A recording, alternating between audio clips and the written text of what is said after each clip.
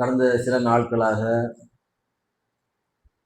நமது நாட்டிலே அதிகம் பேசப்படக்கூடிய விஷயமா இருக்கக்கூடியது டெலிமிட்டேஷன் என்று சொல்லக்கூடிய தொகுதி மறுவரையறை சட்டம். நிறைய பேருக்கு அது என்னன்னு தெரியாது. கடந்த சில தினங்களாக தமிழ்நாட்டை ஆளக்கூடிய கூட்டணி கட்சிகள் அனைத்துமே இந்த தொகுதி மறுவரையறையை டெலிமிட்டேஷனை எதிர்த்து கருப்பு கொடி ஆர்ப்பாட்டங்கள் எல்லாம் செய்ததை நம்ம பார்க்க முடியுது.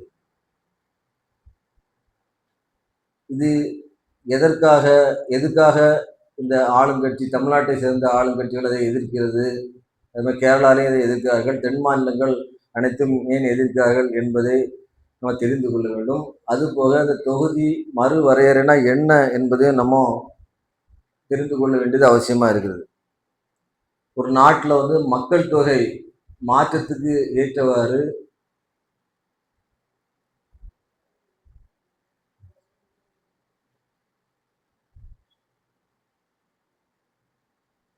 மக்கள் தொகை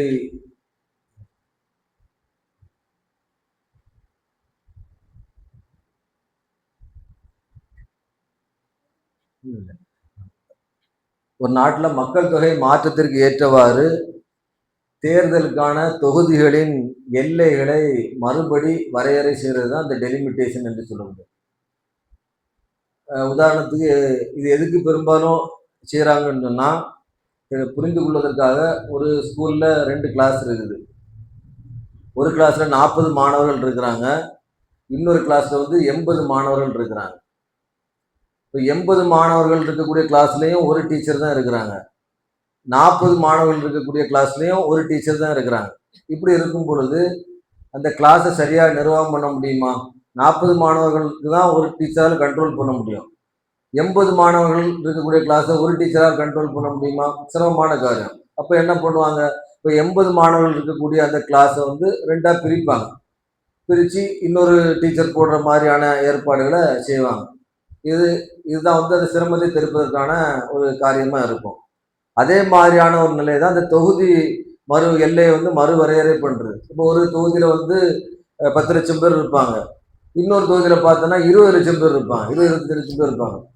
இப்போ ரெண்டுமே ஒரே அளவுக்கு, இதுவும் ஒரு தொகுதி தான், அதுவும் ஒரு தொகுதின்னு சொன்னால் அது ஒரு சரியான ஒரு இதாக இருக்காது, நடைமுறையாக இருக்காது. அப்படிங்கிற அடிப்படையில் அதை மக்கள் தொகை கூடக்கூடிய பகுதியில் அதை 2ஆக பிரிக்கிறதுக்கான முயற்சியை பண்ணுவாங்க.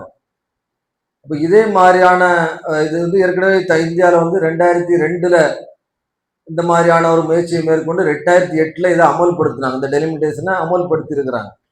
இப்போ இதே மாதிரியான ஒரு டெலிமிட்டேஷன் பண்ணலான்னு சொல்லி மத்தியில் ஆளக்கூடிய கட்சி முடிவு எடுத்துக்கிறது. ஏன் நம்ம மாநிலத்தில் உள்ளவங்க எதிர்க்கிறோங்கிறத நம்ம தெரிஞ்சுக்கொள்ளணும்.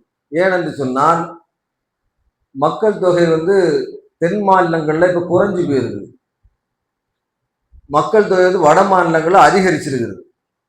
ஏன் இங்கே குறைஞ்சிருக்குன்னு சொன்னால், தென் மாநிலங்கள் கேரளா, தமிழ்நாடு, ஆந்திரா, கர்நாடகா இந்த மாநிலங்கள்லாம் படிப்பறிவு உள்ள மாநிலம்.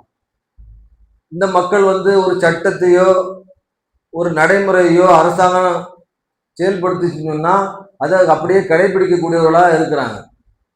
ஏன்னா படிப்பறிவு இருக்குன்னால. அப்படிப்பட்ட சட்டத்தினோட குடும்ப கட்டுப்பாடு, நீங்கள் ஒன்றே ஒரு குடும்பத்தில் ஒரு பிள்ளை தான் இருக்கணும், நாம் இருவர் நமக்கு ஒருவர் அப்படின்னு சொல்லி குடும்ப கட்டுப்பாடை பற்றி பிரச்சாரங்க தமிழ்நாடு, கேரளா அங்கெல்லாம் பண்ணும்போது இந்த மாநிலங்களில் உள்ள மக்கள் அதை அப்படியே கடைபிடிக்கக்கூடியவர்களாக இருந்துட்டாங்க. ஏன்னா படிப்பறிவு உள்ள மக்கள், ஒரு பிள்ளை இருந்தால் இப்போ குடும்பம் சிறப்பாக இருக்கும், நிம்மதியாக இருக்கும், நல்ல வசதியாக இருக்கலாம் அப்படிங்கிறனால குடும்ப கட்டுப்பாடை பேணி மக்கள் தொகை பெருக்கம் குறைஞ்சி போச்சு. கேரளா, தமிழ்நாட்டுல எல்லாம்.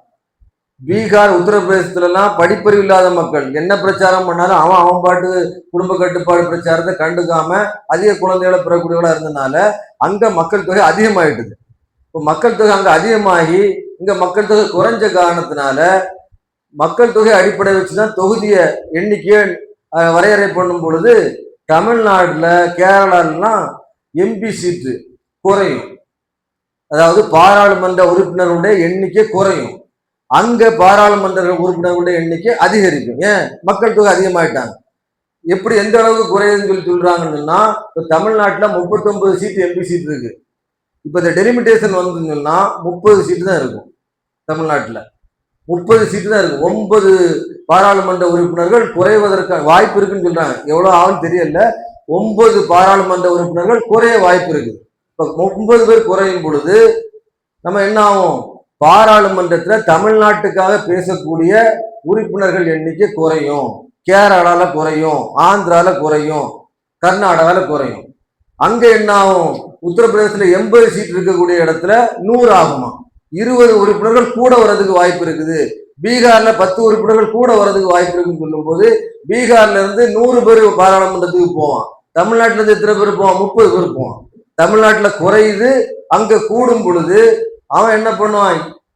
எந்த மாநிலங்கள்ல கூடி இருக்குதோ அந்த மாநிலங்கள்லாம் இன்னைக்கு இந்தியாவை ஆட்சி செய்யக்கூடிய கட்சியினுடைய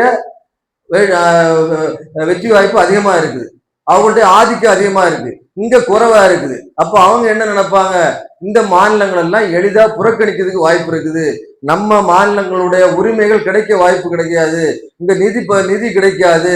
ஒரு சட்டம் இம்ப்ளிமெண்ட் பண்ணும் பொழுது நம்ம உரத்து குரல் கொடுத்தாலும் அது எந்த பிரயோஜனமும் இருக்காது.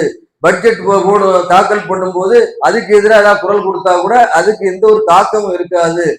நம்ம தென் மாநிலங்களையே அவங்க கண்டுக்க வேண்டிய அவசியமே இல்லாத நிலைமை ஆயிரும். வட மாநிலங்களுடைய அந்த அவங்களுடைய அங்க உள்ள தொகுதியினுடைய அந்த சீட்டுகளை வச்சு அவங்க எளிதா நாட்டை ஆட்சி செய்யக்கூடிய வாய்ப்பு வந்துரும்ங்கிறதுனால தென் மாநிலங்கள் அனைத்து இதை எதிர்க்கக்கூடிய நிலை இருக்கிறது என்பதை ஒரு தகவலை சொல்றோம். இது முழுமையான உண்மையான நிலவரம் என்னங்கிறது வரக்கூடிய காலங்களுக்கு இது நம்ம வெளிப்படையா தெரிந்த விஷயங்கள்.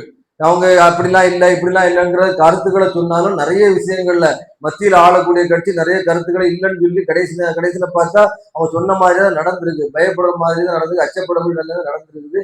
இந்த டெலிமிட்டேஷன் விஷயத்திலையும் என்ன நடக்க போகுதுங்கிறது என்பதை வருகாலத்துல பார்க்க முடியும். நம்ம தெரிந்து கொள்ள டெலிமிட்டேஷனா என்னன்னு தெரிஞ்சு என்னடா கருப்பு கொடி எல்லாம் காட்டுறாங்க, ஆர்ப்பாட்டம் பண்றாங்க, போராட்டம் பண்றாங்க, என்ன தொகுதி வரை மறுவரைன்னா என்னன்னு நிறைய மக்களுக்கு புரியாம இருக்குது. தெரிந்து கொள்ள வேண்டிய விஷயம் என்னன்னா தமிழ்நாட்டோட பாராளுமன்ற உறுப்பினர்கள் குறைவதற்கான வாய்ப்பு இந்த டெலிமிட்டேஷன் மூலமா ஏற்பட இருக்கிறது. அதை மட்டும் நம்ம தெரிந்து கொள்ள வேண்டியது ஒரு அவசியமா இருக்கிறது.